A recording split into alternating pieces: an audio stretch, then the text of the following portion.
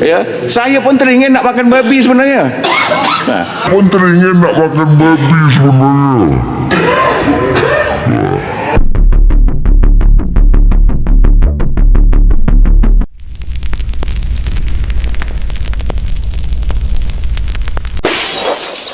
Henshin.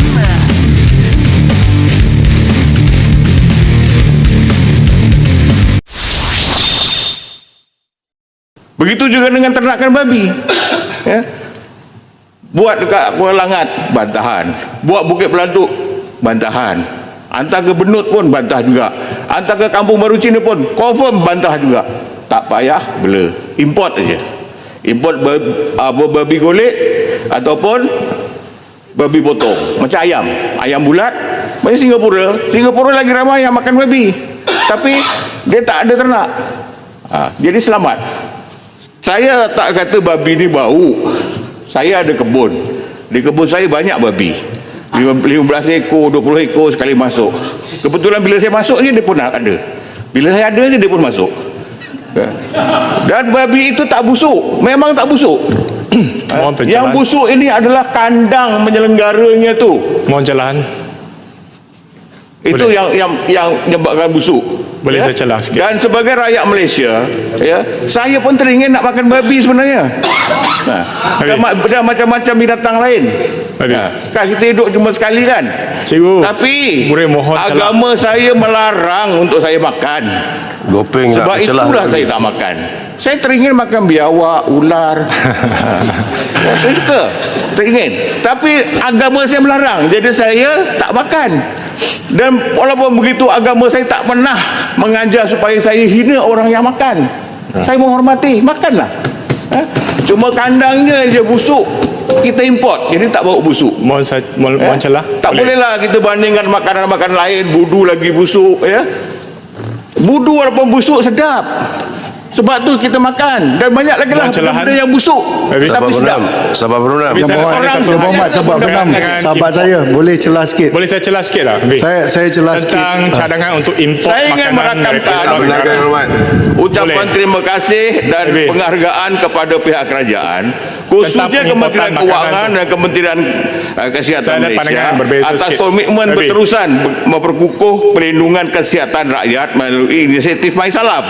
Untuk makluman Dewan Yang Mulia ini, peruntukan yang bagi inisiatif berkaitan MySalam telah menunjukkan peningkatan daripada 100 juta ringgit Malaysia pada tahun 2025 kepada 130 juta pada 2026. Peningkatan ini jelas mencerminkan keprihatinan kerajaan dalam memastikan golongan berpendapatan rendah, khususnya kumpulan B40, terus mendapat perlindungan takaful kesihatan yang amat jelaskan sikit boleh. Kita semua maklum bahawa MySalam bukan sekadar skim bantuan, tetapi merupakan talian hayat kepada jutaan rakyat B40 berdepan dengan kos rawatan penyakit kritikal dan keperluan hospitalisasi.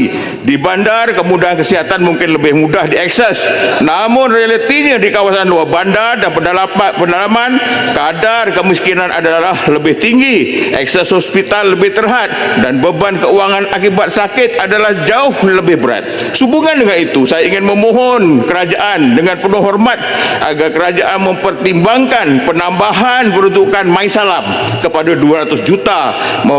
Penambahan ini amat penting supaya liputan dan manfaat MySalam dapat diperluaskan, khususnya ke hospital-hospital di kawasan luar bandar yang mencatatkan kadar kemiskinan tinggi serta kawasan yang majoriti pesakitnya adalah golongan B40. Terusnya, Tuan Yang Dipertua, Sabar Brunam, saya ingin memohon Sabar Brunam, kemudahan untuk masyarakat India di kawasan saya. Masa dah habis. Ya, tapi masyarakat India mohon supaya saya cakap di parlimen ini supaya adakan alat untuk bakar mayat. Bakar mayat. Kerana sekarang ni mereka menggunakan kaedah tradisional, pakai kayu yang agak sulit lah, ataupun hantar jenazah ke Teluk Intan, ke kapal dan sebagainya. Jadi kementerian yang berkenaan mohon diadakan kemudahan ini. Saya minta maaf kepada rakan-rakan saya ya yang tak dapat untuk saya berikan laluan untuk mencelah, bagaimana bolehlah bagi saya soalan-soalan atau secara bertulis. Speaker, Boleh saya tanya saya nak sekarang, bangkitkan Boleh saya tanya sekarang? saya nak bangkitkan Itu status peraturan menteri mesyuarat. tu. Saya nak bangkitkan Itu status peraturan mesyuarat. menteri je. Kalau boleh. Speaker, saya nak bangkitkan peraturan mesyuarat 36(4). Saya mendengar tadi ucapan sahabat saya, sahabat bernam. Peraturan berapa tu, Ahmad? 36(4).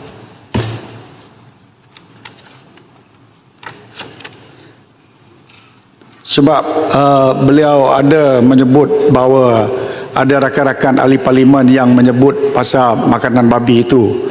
Saya sebenarnya pada hari itu saya memberi nasihat kepada netizen, kepada sosial media supaya tidak mencaci dan juga menghina makanan bangsa lain. Saya tidak menyebut bangsa-bangsa mana. Saya menyebut bahawa bangsa kami, bangsa Dayak, tidak banyak mengambil rasuah, tidak banyak mengambil dadah, tapi dipersalahkan kerana hanya makanan kami makanan babi. Jadi saya minta semua rakyat Malaysia untuk menghormati. Tetapi apa yang diwar-warkan di dalam media, saya kata kalau kata babi itu busuk, budu dan belacan juga busuk, tapi kita hormati, kita akur kepada titah duli tuanku. Tapi bab itu tidak disebut oleh media, menyebabkan orang ramai marah. Jadi saya tidak ada nak menyakitkan mana-mana pihak. Punjab Borneo. So maksudnya apa kaitan dengan sebab bernam? Tak ada kan? Sebab beliau menyebut mengenai pemakanan babi. Kalau nak marah pasal kandang, tak apalah. Kita pun tak setuju pasal kandang yang tak sesuai. Tapi saya mohon dalam ucapan saya supaya netizen jangan menghina orang yang makan babi. Kalau nak marah dengan kandang babi, silakan. Kita hormat. Orang Melayu tak makan babi, kita hormat. Jadi saya so tak ada isu lah dengan sebab bernam. tak ada isu dengan sahabat bernam, tapi saya nak perbetulkan apa yang saya hujahkan itu. Terima kasih, Speaker. Speaker, peraturan. Terima kasih kepada sahabat bernam. Seterusnya saya persilakan Yang Berhormat Tenggara. Speaker, peraturan, Speaker. Peraturan 36(4). Saya ingin puji sahabat bernam di atas kenyataan beliau bahawa kita tidak boleh menghina makanan orang lain. Saya puji sahabat bernam. Dalam konteks yang sama, saya minta beliau juga menasihatkan Pasimas supaya tidak menghina kepercayaan dan agama orang lain, termasuklah rumah-rumah ibadat.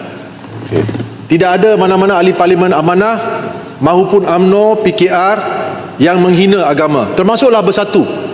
Tetapi kecenderungan ahli-ahli parlimen daripada PAS mengeluarkan kenyataan rumah ibadat haram telah menyinggung perasaan bukan saja ahli di parlimen tetapi di luar sana. Jadi permintaan saya kepada sahabat bernam, terima kasih. sifat yang terpuji, tolong nasihatkan Pasimas dan ahli-ahli parlimen PAS supaya tidak mengeluarkan kenyataan rumah ibadat haram. Terima kasih, Speaker. Seterusnya saya persilakan Yang Berhormat Tenggara. Auzubillahi minasyaitanirrajim. Bismillahirrahmanirrahim. Terima kasih Tuan Yang Dipertua. Saya ada teks ni tapi nak respon juga pasal babi ni. Baru-baru ni dekat tempat saya. Tenggara ada ladang? Tak. Di tempat saya ada sekarang ni sedang diancam oleh harimau. Harimau liar datang, ada beberapa ekor. Saya rahsiakanlah angka dia sebab penglihatan tak bagi tahu. Rupanya punca harimau ni datang menghampiri dan masuk ke kawasan kampung adalah kerana babi hutan mati kena penyakit. Jadi babi penting sebenarnya. Sebab kalau tak ada dia, harimau datang masuk ke dalam kampung-kampung. Tapi saya rakamkanlah kepada Perhilitan Tindakan Tangkas NRES. Terima kasih. Jadi sekarang ni saya menunggu dah menanti Yang Berhormat Menteri untuk datang ke Tenggara untuk tengok dan pantau sikit pasal isu harimau ni lah. Jadi nak bagi tahu pada Tuan Yang Dipertua juga, jangan hina babi ni, makhluk Tuhan kan. Tak ada dia rupanya harimau boleh masuk dekat kampung, jadi bahaya. Sademan amat menghargai setiap super thanks, super chat dan super sticker yang anda berikan. Terima kasih kerana sentiasa menyokong Sademan Channel. Anda semua adalah sebab untuk saya terus berkarya.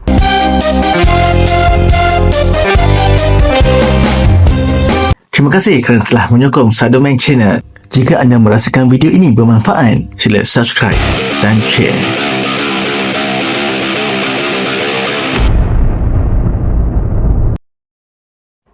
Jom subscribe Sademan Channel.